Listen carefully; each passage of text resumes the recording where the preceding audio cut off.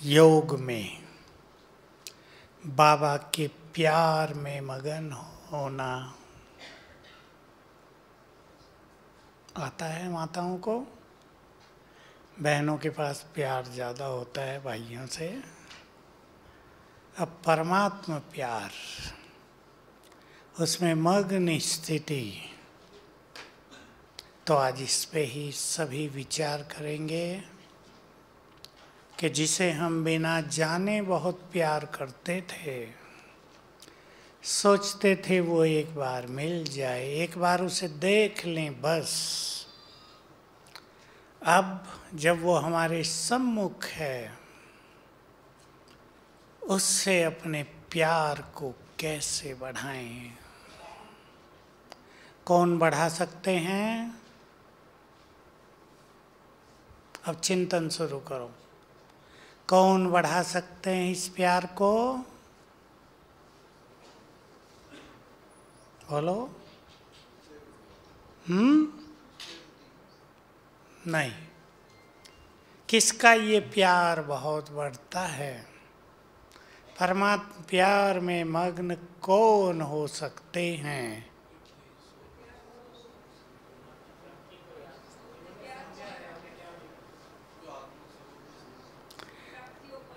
एक तो जो अशरीरी हों, प्राप्तियों को बहुत स्मृति में रखें, और प्रैक्टिकल बात, जितना जितना यहाँ से प्यार हटता जाएगा, ऊपर से प्यार जुड़ता जाएगा। देहधारियों में प्यार है सबका और युगों से है। उसे हल्का करना, उसे कम करना, उससे मुक्त होना संभव है क्या? कठिन काम है। बोलो, प्रैक्टिकल उत्तर चाहिए। ऐसे नहीं कहते सब सहज है। बाबा के आगे जैसे कह देते थे ना, बिल्कुल सहज, हाथ उठा दिया। सदा खुश रहते हैं, बिल्कुल सदा रहते। बाहर जाते ही उनकी खुशी दिखाई देती थी। सब संबंधों से प्यार हल्का करना, कम करना, धीरे धीरे समाप्त कर देना। क्या प्रैक्टिस चाहिए इसके लिए? आत्मिक दृष्टि का अभ्यास। इस ड्रामा के ज्ञान की संपूर्ण स्मृति, जिसको बाबा कहते हैं स्वदर्शन चक्र, तो मोह छूटता चलेगा, आत्मिक प्यार में बदलता चलेगा मोह। धीरे धीरे ये काम होगा, लेकिन इसकी शुरुआत करनी चाहिए, नहीं तो अंत में ये बात कष्ट देगी। अब जिससे प्यार होता है उसके लिए क्या किया जाता है? बोलो बोलो, ये तो सिंपल उत्तर है, चर्चा करेंगे अभी। उसके समान बनना होता है। भाई लोग, जो वो कहता वही सत्य, उसको फॉलो करना है। बोलो बाबूजी, बोलो। सब संबंध उससे जुड़ जाते हैं। और बोलो, हैं? कुर्बानी। सब कुछ छोड़ सकते हैं उसके लिए। ये तो आजकल के अनुभव बहुतों के हैं ना, युवा वर्ग के यही अनुभव हैं। एक्टर ने फटी हुई पैंट पहन ली थी तो सब पहन रहे हैं। एक आया था बहुत साहूकार घर का लड़का, भी बहुत साहूकार, बिल्कुल घुटना पूरा बाहर। मैंने कहा भाई क्या हुआ, जल्दी में आ गए क्या, कपड़े नहीं लाए? हंसने लगा, भाई जी आप तो फिल्म नहीं देखते, ये फैशन है आजकल, पूरा घुटना बाहर। मैंने कहा हमारा पजामा जरा सा फट जाए तो 10 बार ध्यान जाता है, कोई देखेगा तो नहीं, लड़कियां भी पीछे नहीं। तो बाबा से हमारा प्यार है। अब इस पे सोच लेना है सभी को। तो जो वो वही हम फॉलो करेंगे, प्यार की निशानी। शुरू में बाबा कहा करते थे, जहाँ बाप रहता है वहीं तुम रहो, ये है प्यार की निशानी। उसके साथ रहना चाहते हैं ना। जिसे प्यार होता है उसकी हर बात मानी जाती है, कुर्बानी की भावना रहती है। तो हम अपने को चेक करेंगे। सेवाधारी सभी भाई बहने यहाँ आए हैं ज्ञान सरोवर में, यहाँ से कुछ विशेष चीज़ें लेकर जाएंगे, सीख कर जाएंगे। 2 अभ्यास मैं आपके ध्यान में दे रहा हूँ। पहले, मैं आत्मा स्वराज्य अधिकारी हूँ, और दूसरा विश्व कल्याणकारी हूँ। इन दोनों को बहुत बढ़ाएंगे। प्रैक्टिस करनी है, प्रैक्टिस से ही इनकी अनुभूति होती है। तो बहुत अच्छी प्रैक्टिस करेंगे, आत्मा को देखेंगे अपने को, और ये महसूस करते चलना, ये मस्तक मेरा सिंहासन है, मैं राजा हूँ, स्वयं की राजा, मन बुद्धि की राजा, इस देह की राजा। बहुत सुंदर अनुभव इससे होते रहेंगे। स्थिति तेजी से आगे बढ़ेगी, व्यर्थ छूटेगा। और दूसरा, मैं विश्व कल्याणकारी हूँ। इससे हमारी भावनाएं शुद्ध होंगी, और भावनाओं को शुद्ध करना बहुत बड़ी प्राप्ति है, सुखों का आधार है ये भी। तो ये 2 प्रैक्टिस ज्ञान सरोवर में रहते हुए, कर्म करते हुए करना है। कुछ भाई बहनें तो 4-5 दिन के लिए आए हैं, सभी यहाँ से ये पक्का करके जाएंगे। तो ये अनुभव आपकी यादगार बन जाएंगी, स्थिति को आगे बढ़ाने वाले हो जाएंगे। क्योंकि आने वाले समय में, मैं अभी 10 मिनट पहले, अब मेरे से लोग मिलने आते रहे, मैं सोच भी नहीं पाया क्लास क्या करूं आज। तो जब 7-10 हो गए, तो मैं अपनी डायरी खोली, निकली अव्यक्त मुरली। मैं सोचा था जो निकल जाएगा उस पर ही क्लास करेंगे। बहुत ही परमात्म प्यार में मग्न होना। परमात्म प्यार झूला है, इसमें बहुत सुख है। बहुत अच्छे बाबा के शब्द थे, जो परमात्म प्यार में मगन है, माया उन पे वार करना तो छोड़ो, उनकी तरफ आंख उठाकर भी नहीं देख सकेगी। परमात्म प्यार ये झूला बहुत सुखदाई है। हम इस सुख को अनुभव करते चलें।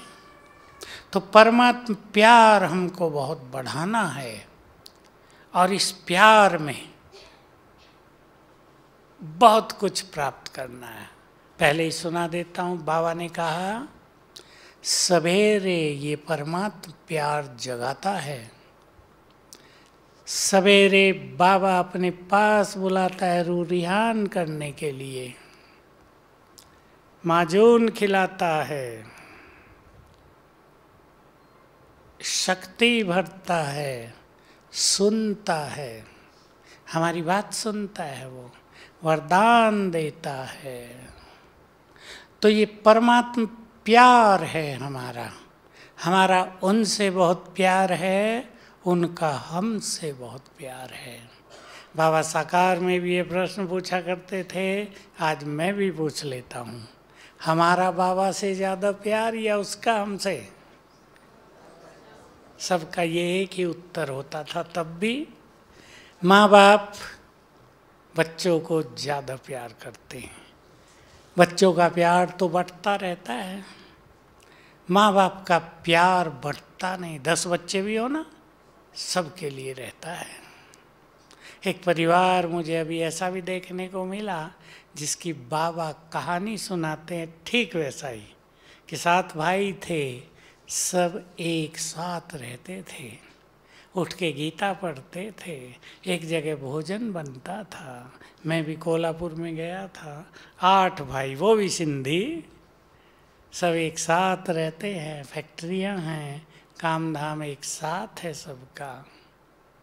मैंने उन्हें बताया, बाबा भी ये उदाहरण दिया करते थे, आप भी वैसे ही हैं, कोई झगड़ा नहीं है आपस में।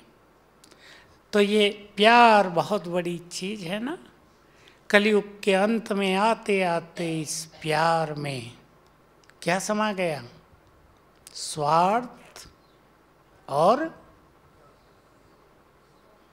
वासनाएं। लोगों ने वासनाओं को प्यार मान लिया, वो तो शत्रु है। प्यार तो बहुत बड़ी चीज है, प्यार में तो कुर्बानी होती है। जिसको आजकल के युवक प्यार मानते हैं और 1 साल में अलग हो जाते हैं शादी करके, तो प्यार कहाँ हुआ? वासनाएं, विकृति, वो प्यार नहीं है। सच्चा प्यार बाबा सिखाते हैं आकर, पहले आत्मा हो जाओ, फिर मेरे से लगन लगाओ। बाबा से मिलने वाले अनुभव, बाबा से प्राप्त होने वाला सुख हमें प्यार में वृद्धि कराएगा। बाबा ने एक बहुत अच्छी बात कही जो मेरे तो बहुत ख्यालों में है, आप सब भी ख्यालों में रखो उसको, अपने लक्ष्य में ले आओ। आने वाले समय में विपरीत परिस्थितियों में सेवा करनी पड़ेगी, और सेवा वही कर सकेंगे जो सर्व खजानों से भरपूर होंगे। तो अब समय है सर्व खजाने भरने का, और तब समय होगा बांटने का। बहुत सुंदर महावाक्य है, बहुत पहले बाबा ने कहा था, मुझे वो बात याद रही। अब समय है तपस्या का, और एक समय आएगा सेवा ही सेवा होगी। तब तुम तपस्या नहीं कर सकोगे, तब सेवा से ही तुम्हारा भाग्य बनेगा। अब जैसे मधुबन में आजकल नीचे के ग्रुप बहुत आते रहते हैं, रोज 4-4 हजार आए, कभी 5 हजार भी आए लास्ट ग्रुप में। बाबा के कमरे में अगर कोई बैठना चाहे, मौका ही नहीं। लोग आ रहे हैं, 1-1 मिनट बैठ रहे, उठ के जा रहे हैं, बात कर रहे हैं, वहीं भीड़ ही भीड़ है, सारा दिन भीड़ है। सवेरे भी इतने हो जाते हैं कि सब जल्दी उठो, ये होता रहता है। और जब हम थे वहाँ कोई आता ही नहीं था, हम ही अकेले बैठे रहते थे लंबा समय। क्योंकि शुरू में बाबा के कमरे में वो मेडिटेशन रूम नहीं बना था, वो बाबा का कमरा था केवल, यहाँ बाबा रहे। मुझे बड़ा अच्छा लगता था, मैं वहाँ जाके बैठने लगा डर से, कोई उठा न दे मुझे, कोई कुछ कहे न दे। लेकिन फिर मुझे देख के एक संतरी दादी होती थी जो संदेशी भी थी, बाबा के जो भतीजे थे विश्व किशोर दादा, उनकी युगल थी वो बैठने लगी। फिर हम 2 हो गए तो मुझे मेरा डर ख़त्म हो गया, अब तो कोई कुछ कहेगा नहीं। क्योंकि वो तो यज्ञ की वैसे भी मालिक थी, पुराने थे, और बाबा के बिल्कुल साथ बाबा को संभालने वाली, जैसे ब्राह्मणियाँ होती हैं, लच्छू बहन जैसे थी वैसे वो भी थी। तो अब समय है खजाने जमा करने का, और अब समय आ रहा है, पहुंच रहा है देने का। हमें शांति भी देनी होगी, शक्तियां भी देनी होगी। मेरे सामने तो क्लियर विजन है भविष्य की, 2025 तक की क्लियर विजन है। जल्दी ही वो समय आ जाएगा जब ये बाबा के तीनों स्थान महान तीर्थ बन जाएंगे। आज ज्ञान सरोवर में मुझे ये कहने का मौका है कि ज्ञान सरोवर की अच्छी आत्माएं जो श्रेष्ठ पुरुषार्थी हैं, बहुत हैं यहाँ, उन्हें चाहिए इस स्थान को महान तीर्थ बनाने के लिए आप संपूर्ण योगदान करें। तपस्या, 2 ही बातें करनी है, तपस्या और व्यर्थ से मुक्ति। अगर यहाँ के 25 अच्छे भाई भी, बहनें तो बहुत कम हैं, 25 तपस्वी भाई ये काम करने लगे तो ये श्रेष्ठ स्थान भी महान तीर्थ भी है। यहाँ के वाइब्रेशंस भी बहुत बहुत आकर्षक हैं, ज़बरदस्त हैं। अनुभव होता है, आप सब आए हैं, हम तो यहाँ रहते हैं, हमें पता चलता है। पांडव भवन के पहला नंबर, दूसरा नंबर यहाँ बिल्कुल समान। बाबा ने इस भूमि को वरदान दिए हुए हैं बहुत सारे। इस पर बाबा की दृष्टि रहती है। जब से ज्ञान सरोवर बना था, हमारी यज्ञ की सेवाएं बहुत तेजी से वृद्धि को पाई हैं। बहुत सारे वीआईपीज बाबा के बच्चे बने हैं, बहुत सारे सेंटर भरपूर हुए हैं यहाँ के कारण। तो इस स्थान को महान तीर्थ बनना ही है।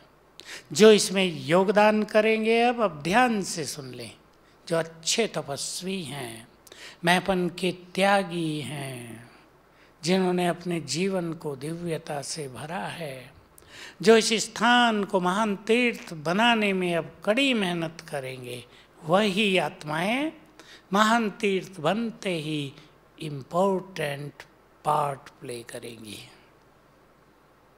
उनके द्वारा ही आत्माओं को, आने वालों को अनेक सुंदर अनुभव होंगे।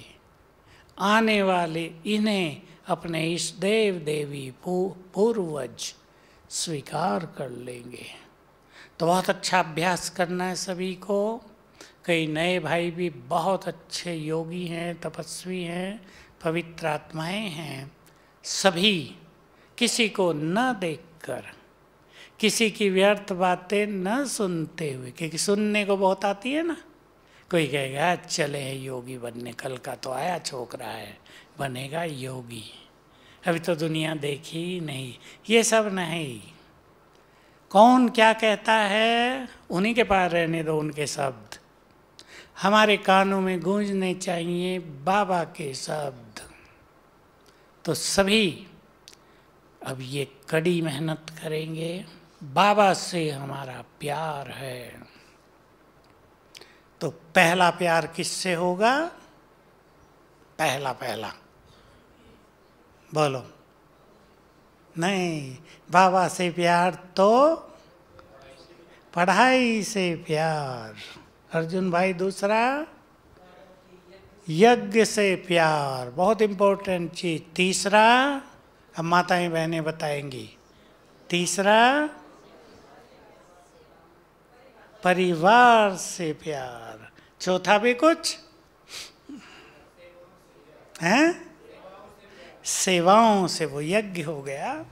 लेकिन मुझे एक बात और जोड़नी, वो पहला नंबर अपने से भी प्यार।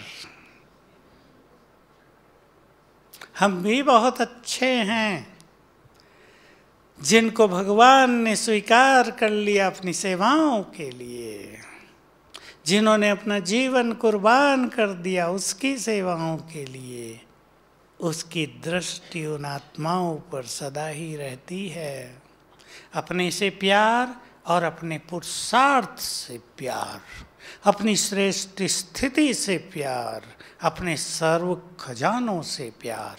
खजानों से प्यार रहता है ना, माताओं को अनुभव है ना।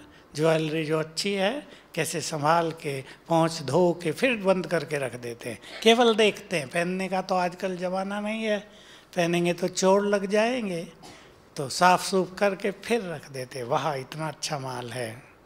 हमारे पास भी बहुत खजाने हैं, लोग भी उन्हें समझते हैं यही खजाने हैं। शांति, खुशी, प्रेम, विशेष रूप से आजकल के समय में प्रेम बहुत बड़ा खजाना है। शक्तियाँ बहुत बड़ा खजाना है, जिससे हम हर चीज़ का सामना कर सके। सामना करने का अर्थ होता है जीवन में कुछ भी आए वो हमारी स्थिति को बिगाड़े नहीं। यह है सामना करने की शक्ति। कुछ भी हो, संबंधी कुछ बोलें, बच्चों की स्थिति ऊपर नीचे हो, लेकिन हमारी स्थिति न बिगड़े। और सभी इस गुह्य रहस्य पर ध्यान देंगे, ध्यान से सुन लेंगी। माताएं विशेष, आपके परिवार में कुछ गड़बड़ हो रही है, बच्चों की तरफ कुछ गड़बड़ हो रही है, काम धंधों में गड़बड़ हो रही है। यदि आप अपनी स्थिति को श्रेष्ठ रखेंगे तो स्थिति के वाइब्रेशंस सब कुछ जल्दी ही ठीक कर देंगे। याद रखना ये बात। कुछ घरों में ऊपर नीचे हो जाए और आप चिंतित, आप परेशान, आपको नींद नहीं आती, आप बहुत सोच रहे हैं अब क्या होगा, तो आपके कमज़ोर वाइब्रेशंस परिस्थितियों को बढ़ा देंगे। सबको याद रखना है बहुत अच्छी तरह। जहाँ एक भी आत्मा शक्तिशाली हो वहाँ परिस्थितियाँ आएंगी तो ज़रूर, लेकिन ठहर नहीं सकेंगी, उनको विदाई लेनी ही होगी। तो परमात्म प्यार, अब हम इसके आधार पर जीवन के कुछ नियम बनाएं। योग में आपको बहुत मदद मिलेगी। जहाँ बाबा रहता है वहीं मुझे रहना है, चाहे परम धाम में चाहे सूक्ष्म लोक में।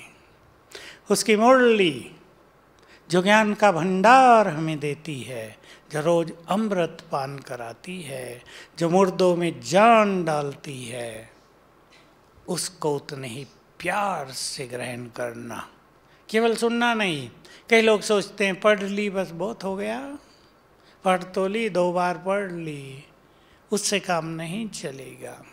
क्लास में इस सुख को अनुभव करना, ऐसा लगे कि अमृत पान हो रहा है। सब समझते हैं ना, इस शब्द ही बहुत सुंदर है, अमृत पान हो रहा है। इस सुखद फीलिंग को रोज करना, इसकी बहुत आवश्यकता है।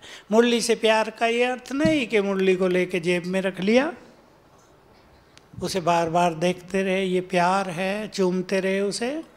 बाबा कहते थे ये बात। किसी अति प्रियजन का पत्र आता था, बाबा ही सुनाते थे, तो उसको आँखों पे रख लेते थे। मुरली भी तुमको आँखों पे रख लेनी चाहिए। है तो ये भी प्यार, पर केवल आँखों पे ही रखें, बुद्धि में समाये नहीं तो काम नहीं चलेगा। तो प्यार भी बहुत हो हमारा। हम इस कागज़ की भी तो इंसल्ट नहीं कर सकते ना। ये तो नहीं ना मुरली का कागज़ फाड़ के टोली रख के खा लेंगे, कोई नहीं खाता ना, होगा ही नहीं ये हमसे। तो वो हमारा सम्मान भी है इन महावाक्यों के लिए। हमारा मुरली से प्यार, उसकी पढ़ाई से प्यार, क्योंकि ये पढ़ाई हमारी बुद्धि को डिविनाइज करती है, दिव्य बनाती है, इसलिए वो पढ़ाई से बहुत प्यार है। कल मुझे किसी एक कन्या ने पूछा, आज सवेरे यहाँ, बहुत पढ़ी लिखी, मुझे मोटिवेशनल स्पीकर बनना है, अच्छा स्पीकर जो दूसरों को प्रेरणा दे सके। तो मैं बहुत सारी किताबें पढ़ूं, क्या करूं? मैंने उसको उत्तर दिए, क्या किताबें पढ़ने से ज्ञान हो जाएगा? बोलो। बिल्कुल नहीं। एक प्रोफेसर है साइकोलॉजी का, उसको संसार की हर तरह के मनोविज्ञान का ज्ञान है, पर उसे बोलना ही नहीं आता। उसको पता ही नहीं कि प्रैक्टिकल जीवन में मनोविज्ञान के कौन से सिद्धांत काम आएंगे, वो बताना है लोगों को। मैंने देखा कई बड़े बड़े प्रोफेसर भाषण करते हैं, भाषण को ऐसा बना देते हैं कि सुनने वालों को समझ में नहीं आता आखिर प्रोफेसर साहब कहना क्या चाहते हैं। हमारी भाषण करने की अप्रोच बिल्कुल प्रैक्टिकल हो, मनुष्यों के जीवन को टच करने वाली, वो है मोटिवेशनल स्पीच, जिससे सबको प्रेरणा मिल जाए, निराशा खत्म हो जाए, एक ऊंचे लक्ष्य को पाने के लिए मनुष्य तत्पर हो जाए। तो मैंने उसे कहा 8 घंटा योग। मैंने कहा कर सकती हो? कि हाँ।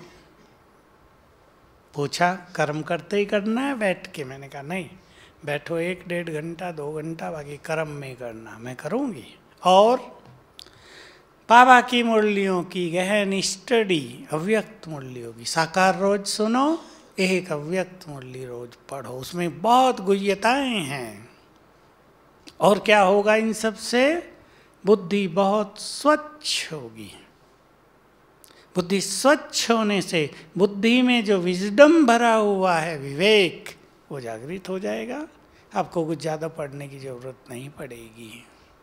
तो बाबा का ज्ञान, मुरली, बहुत जबरदस्त चीज़ हमें मिली है। शास्त्रों के ज्ञान से यदि इसकी तुलना करें तो शास्त्रों का ज्ञान इन महावाक्यों के सामने 5% से ज़्यादा नहीं ठहरेगा। है या नहीं? आप में से जिसने पढ़े हों उनको पता चलता होगा। शास्त्रों में तो बड़ा कन्फ्यूजन है, कितने आचार्यों ने अलग अलग बातें लिखी हैं, भेद है उनमें, विपरीत विरोधाभास है बहुत ज़्यादा। बहुतों को पता ही नहीं चलता आखिर सत्य क्या है। कहानियाँ ऐसी लिख दी कि पढ़ के दिमाग चकरा जाए। फलाने ऋषि ने इतने 1000 साल तपस्या की,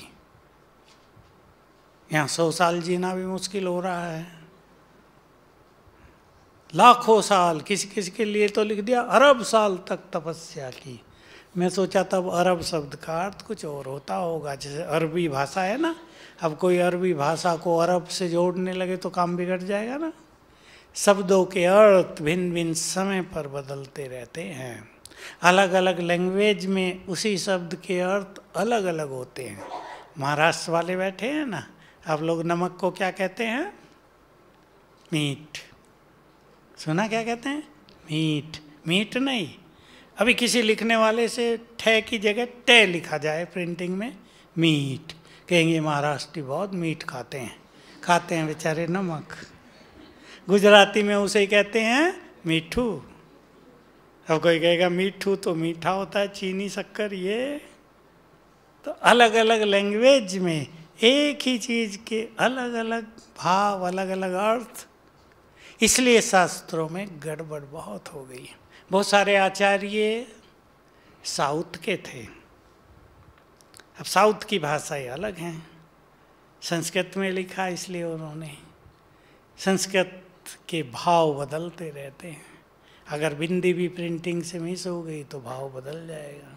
गड़बड़ हो गई बहुत सारी। उसके आधार पे यदि बाबा की सिंपल मुरली को देखें, बिल्कुल घरेलू, अपने बच्चों से बात करता है, कितना मज़ा आता है। शास्त्र पढ़ने में, भागवत सुनने में लोगों को उतना आनंद नहीं आएगा, उससे 50 गुना ज़्यादा आनंद रोज मुरली हमें देती है।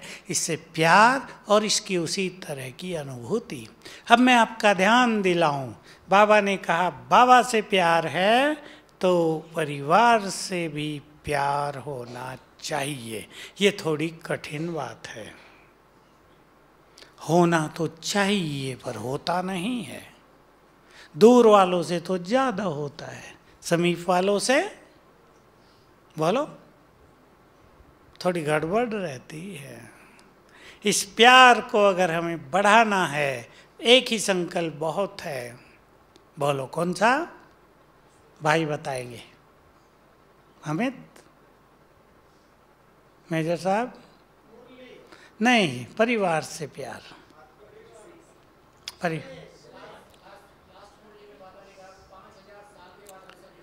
हाँ, तो ऐसी ऐसी भावनाएं अपने को देना चाहिए कि ये परिवार जो हमारा है, ये संसार की चुनी हुई आत्माओं का परिवार है। ये सृष्टि की महान आत्माओं का परिवार है। ये उनका परिवार है जिन्हें भगवान बहुत प्यार करता है। इसलिए ये परिवार महान आत्माओं का परिवार है। ये दृष्टि बदल दो, सब अच्छा लगने लगेगा। बाकी हम जन्म जन्म साथ रहे हैं तो कुछ गड़बड़ भी तो की है ना। ऐसा तो नहीं कि नहीं की है। साथ रहने वालों ने द्वापर कलयुग में थोड़ी थोड़ी गड़बड़ कर दी, तो वो यहाँ सामने आ जाता है। उससे हमें वो व्यक्ति अच्छा नहीं लगता। वर्तमान कुछ नहीं होता, पूर्व जन्मों का होता है। वो व्यक्ति अच्छा नहीं लगता। हम कहते हैं बाबा तो बहुत अच्छा है, पर ये जो उसका परिवार है ना, ये बड़ा खिटपिट वाला है। अगर ऐसी दृष्टि भी हमारी रहेगी, अवगुणी दृष्टि हुई ना, तो हमारा योग टूटता ही रहेगा। योगी वही बन सकते हैं जिनके चित्त में सबके लिए निर्मल प्यार हो, दृष्टि बहुत श्रेष्ठ हो। ये सब महान आत्माएं हैं। नहीं तो क्या होता है, अपने साथी के कारण कई लोग अच्छा पुरुषार्थ नहीं कर पाते। कल मैं एक छोटे से ग्रुप में क्लास करा रहा, तो कहा कि मैंने यही बात कही, तो उसने कहा, बाद में आके मेरे से मिला भाई, और मेरे साथ जो भाई रहता है ना, वो बहुत बाह्यमुखी, मैं बहुत अंतर्मुखी, हम दोनों की बनती ही नहीं, इसलिए डिस्टरबेंस रहता है, क्या करूं। अब देखिए, इरादा बहुत अच्छा कि श्रेष्ठ पुरुषार्थ हो, लेकिन पास ही सोने वाला बाह्यमुखी है, वो ज़्यादा बोलता है, इधर उधर की बातें करता है, नेट पे ज़्यादा रहता है, फ़ोन ज़्यादा चलाता है, तो सोने वालों को दिक्कत होती है। कई फ़ोन यूज करने वालों को पता ही नहीं होता कि दूसरों को सोना भी है। कहा तुम्हें सोना हो सो जाओ, मेरा तो फ़ोन आ रहा है, मैं तो फ़ोन करूँगी। इससे बचना चाहिए। परिवारों में प्यार बढ़ाना है तो एक दूसरे का ध्यान भी रखना होगा। कोई सोया है गहरी नींद, उसने पहरा दिया है सारी रात को, अब वो दिन में कमरे में रेस्ट कर रहा है, आप जाएं खटपट करें, कैसा लगेगा? आप तो कहेंगे दिन है ना, हम दिन में भी बातचीत न करें तो कब करेंगे, इसका तो रोज का काम है सोना ही सोना। लेकिन अगर हम दूसरे का ध्यान रखेंगे तो दूसरे हमारा भी ध्यान रखेंगे, और इस तरह परिवार में प्यार का माहौल बनेगा। ये हम सब की जिम्मेदारी है कि हम इस महान परिवार में प्यार के वाइब्रेशंस भरें। क्या करें उसके लिए? देखो, आप सब सेवाओं में भी आती हैं माताएं, एक एक कमरे में कई कई रहती है ना।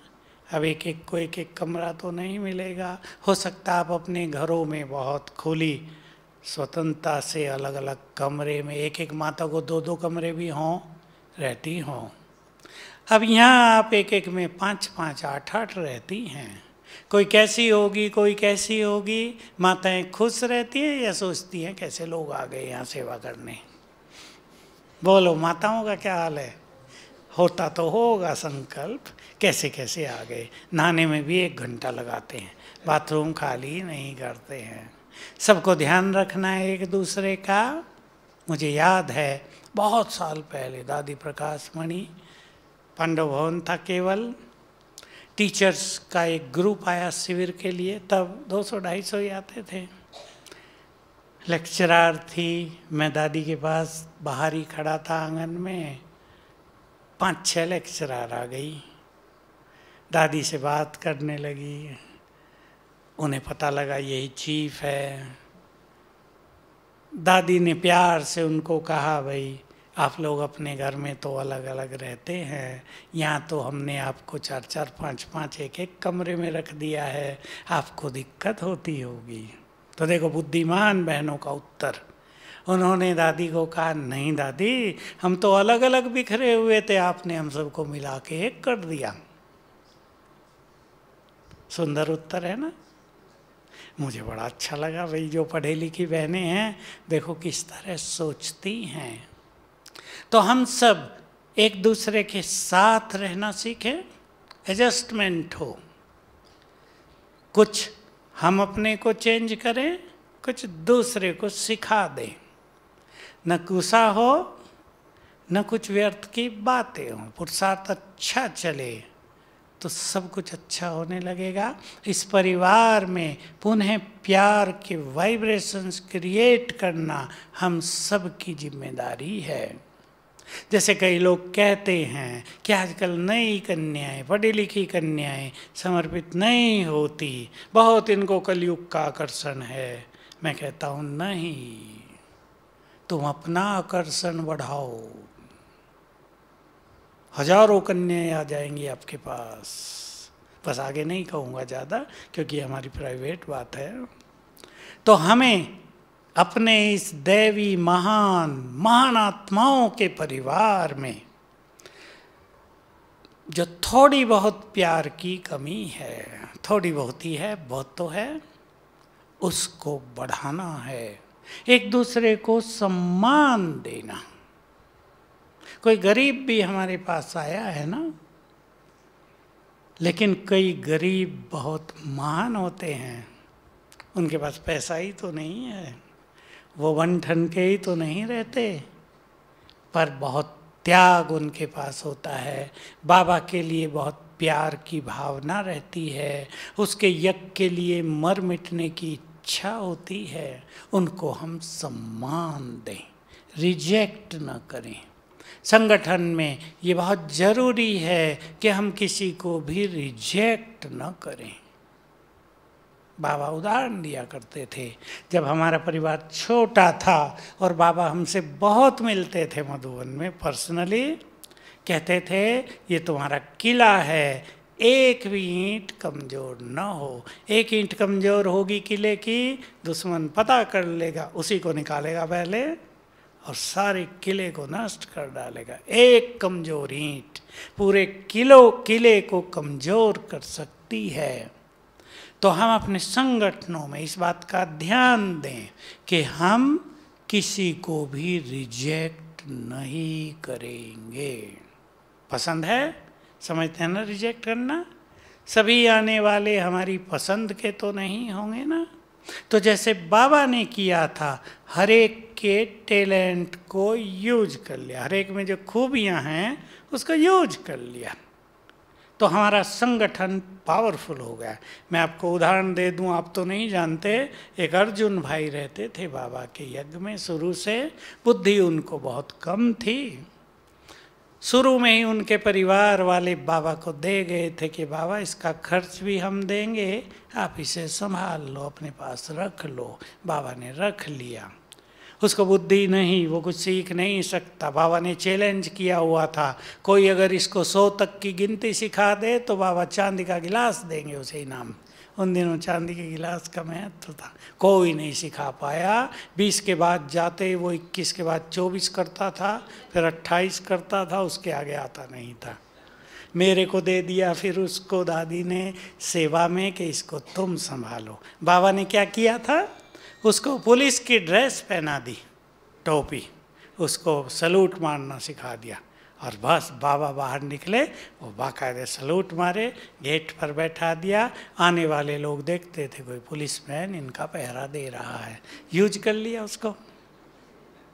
अब मुझे दे दिया फिर अव्यक्त होने के बाद, तो मुझे भी यूज करना था उसको। मैंने उसे 2-4 काम सिखा दिए, अंगीठी जलाना, चूल्हा जला के देना, मुझे सारे बर्तन किचन में रख देना, धुलाई आदि कर लेना। गुण ये था कि जो चीज़ उसने सीख ली उस काम को परफेक्टली करेगा, कोई शिकायत नहीं हो सकती। मैं उसे कहा हुआ था 3:30 बजे दोपहर में इतना दूध इतना पानी डाल के चाय के लिए उबाल देना, चाय चीनी थर्मस रख देना, फिर मुझे उठाने आना। ठीक 3:30 बजे मुझे उठाने आता था जोर से, सूरज भाई उठो, दूध पानी उबल गया है, पत्ती डालो, चाय बना दो। मैं आता, बिल्कुल एक्यूरेट। अब 3:30 बजे कैसे पता चले उसे, घड़ी नहीं देख सकता था, वो मैंने सिखा दिया था। ये जो छोटी सुई है ना, 3 के आगे को होगी और बड़ी यहाँ होगी नीचे, तब उठाना। एक्यूरेट टाइम पर आता था रोज। तो इससे क्या हुआ, उसका भाग्य बन गया, हमें बहुत मदद मिल गई। मेरा आधा काम पूरा कर देता था वो, तो फायदा ही फायदा। तो हम सभी संगठन में प्यार का माहौल पैदा करेंगे और बाबा को अपने प्यार की रस्सियों में बांधेंगे, तो बाबा हमारे लिए सब कुछ करेगा। ओम शांति।